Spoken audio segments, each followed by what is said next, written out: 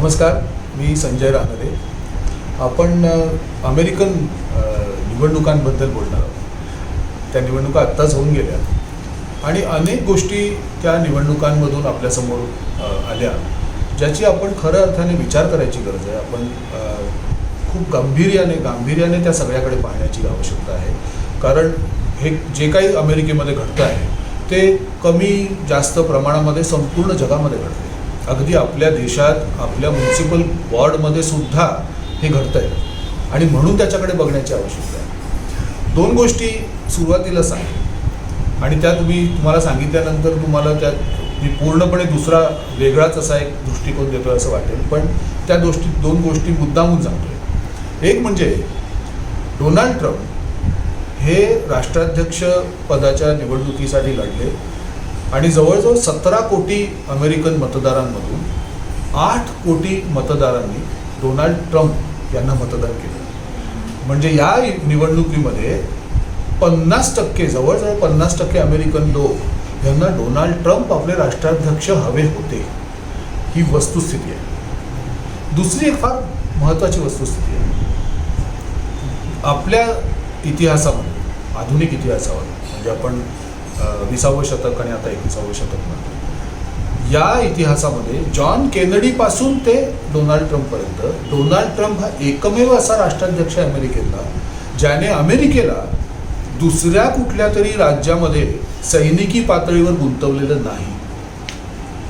आणि त्याचबरोबर अशा एका ठिकाणी जिथे विनाकारण फक्त स्वार्थासाठी, हितासाठी, स्वतःच्या धंद्यासाठी वगैरे सैनिक गुंतले होते अमेरिकेचे, तिथून त्याने ते बाहेर काढले. ते म्हणजे अफगाणिस्तान.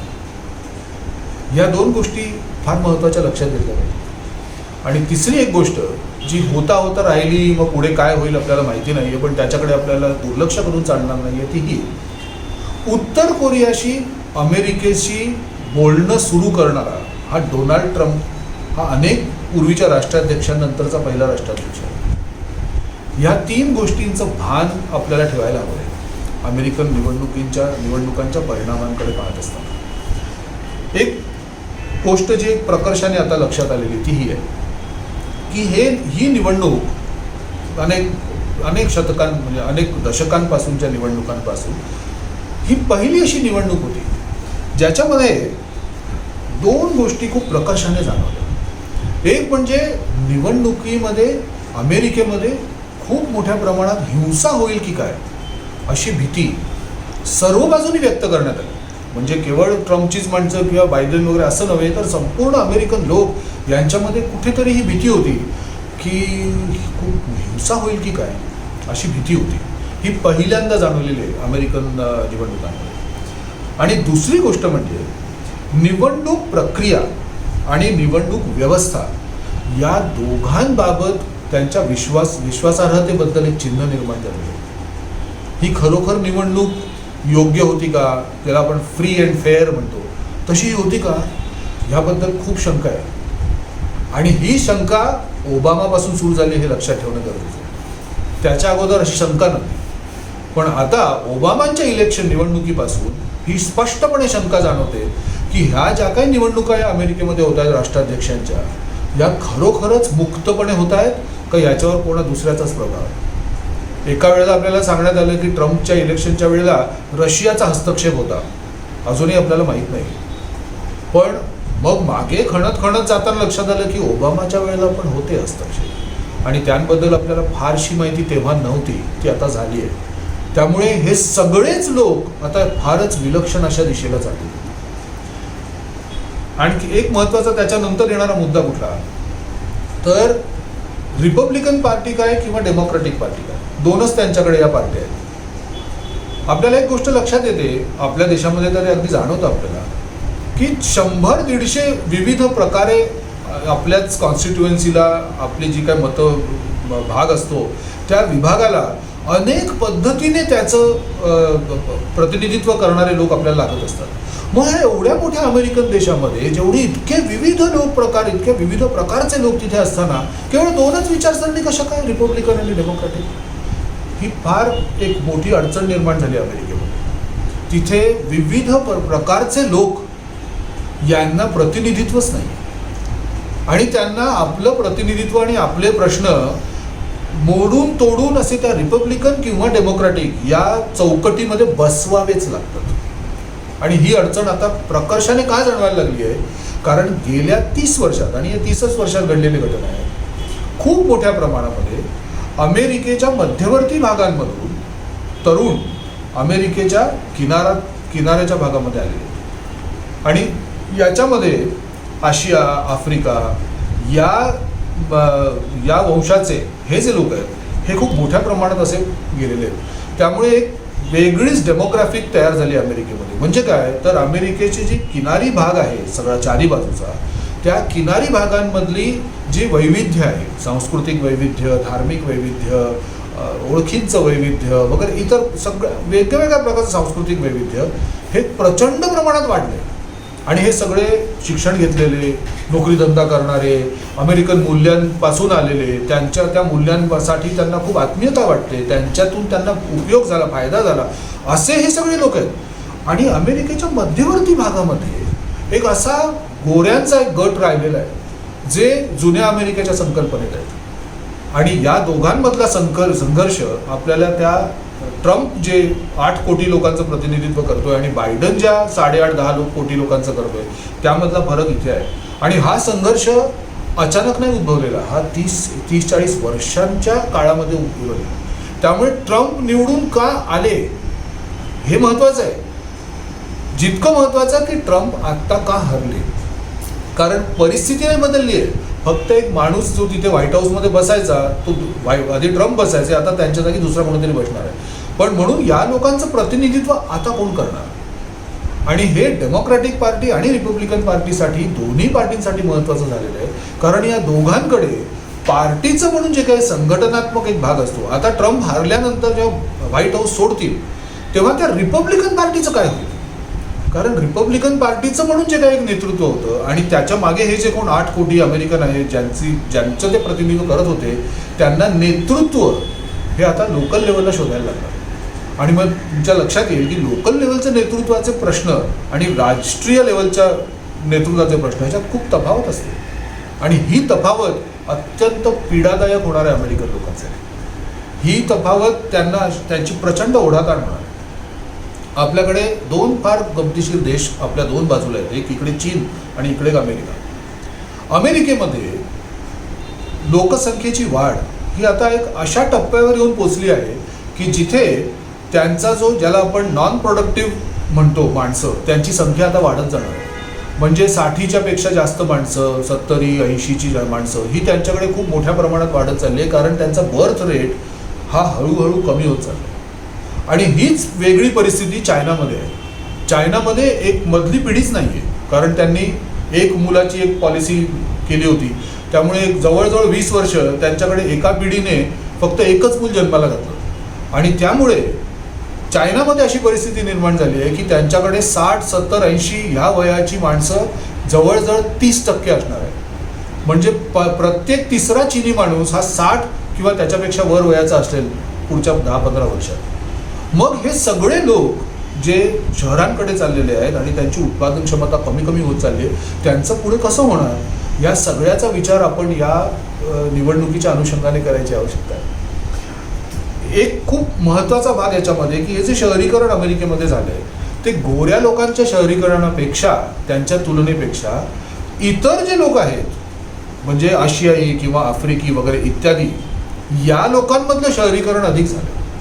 आणि हे आता नवं शहरीकरण म्हणता येईल. आणि मग हे जे नव्याने शहरी झालेली माणसं जी आहेत त्या माणसांचं ओझं या संपूर्ण अमेरिकेच्या एकूण अर्थकारणावर प्रचंड प्रमाणात आलं. आणि त्याचे हे पडसाद तुम्हाला दिसतात उमटताना. ब्लॅक लाईव्हज मॅटर, ती जी सगळी हिंसा झालेली आहे, त्या सगळ्या मागचा एक भाग हा अर्थशास्त्रीय आहे. त्यामुळे कुटुंबाची व्यवस्था बदलणार आहे. अमेरिका ही जर आपण इनइक्वॅलिटीचा विचार केला, असमतोल जो असतो इन्कममधला म्हणा, वेल्थ म्हणलं, धन किंवा उत्पन्न, या सगळ्यातला जो असमतोल हा अमेरिकेमध्ये सर्वाधिक आहे. आणि तेवढाच असमतोल चायनामध्ये. आणि याची दोघांची कारणं वेगळी आहेत आणि त्या दोघांचं राजकीय व्यवस्थेनुसार काय याला उत्तर शोधायचं हे खूप नव्या पद्धतीने आता विचार करायला लागणार आहे. ते हा खूप महत्त्वाचा एक भाग त्या इलेक्शनच्या नावाने आपल्याला पुढे आलेला दिसतो. अमेरिकेमध्ये माध्यम व्यवस्था आणि न्याय व्यवस्था या दोन व्यवस्थांचं प्रचंडपणे ध्रुवीकरण म्हणता येणार नाही खरं, कारण दोन ध्रुव न होता अनेक ध्रुव तयार झाले आणि अमेरिकन माध्यमांमध्ये आता दोन गट पडले थेट. पूर्वी आणि आपल्याला भारतातही दिसतंय की एक 30 वर्षापूर्वी किंवा 30 वर्षापूर्वी नक्कीच होतं, 20 वर्षापूर्वी थोडंफार होतं, पण 30 वर्षापूर्वी नक्कीच होतं की एका पत्रकाराला म्हणजे एक व्यक्ती पत्रकार त्याला जर सरकारने किंवा राज्यव्यवस्थेने हात लावला तर सगळे पत्रकार त्याच्याबरोबर एकत्र यायचे. हे येण्यामागचे कारणं काय होती आणि कशी व्यवस्था होती, तर अशी चौकट होती जी चौकट कुठलाही पत्रकार तो कुठल्याही भाषेचा असो, कुठल्याही प्रांताचा असो, कुठल्याही प्रदेशाचा असो, तो ती चौकट मोडायचा नाही.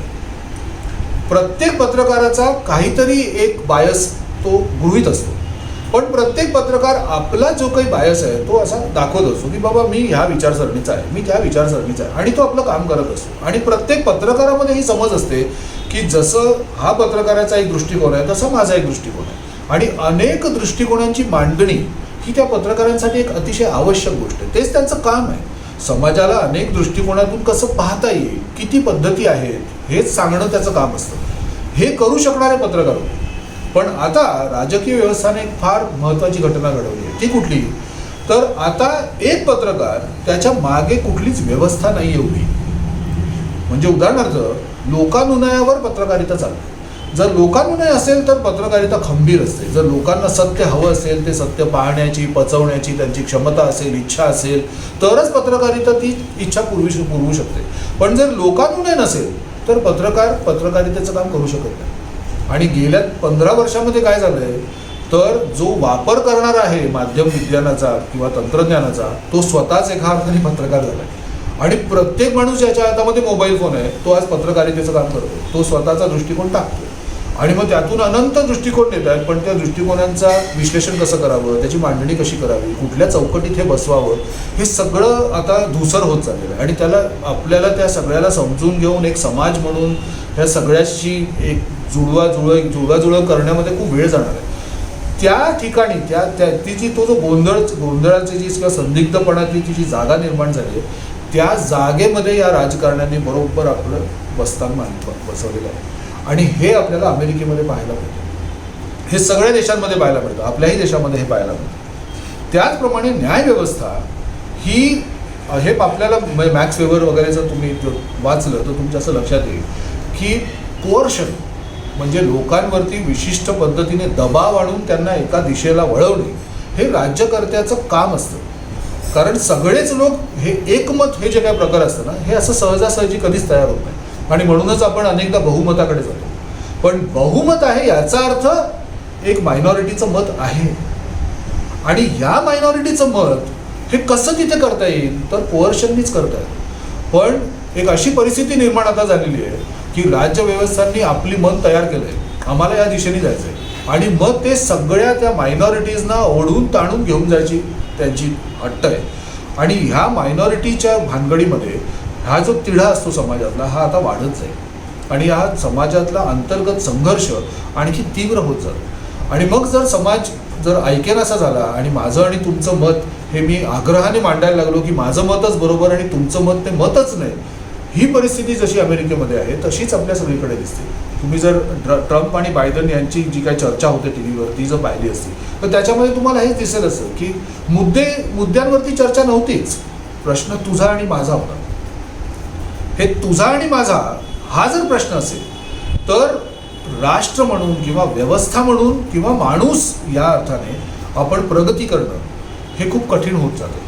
कारण कुठल्याही माणसाला दुसऱ्या माणसाच्या सहयोगाने आणि संगतीनेच पुढे जायचं असतं.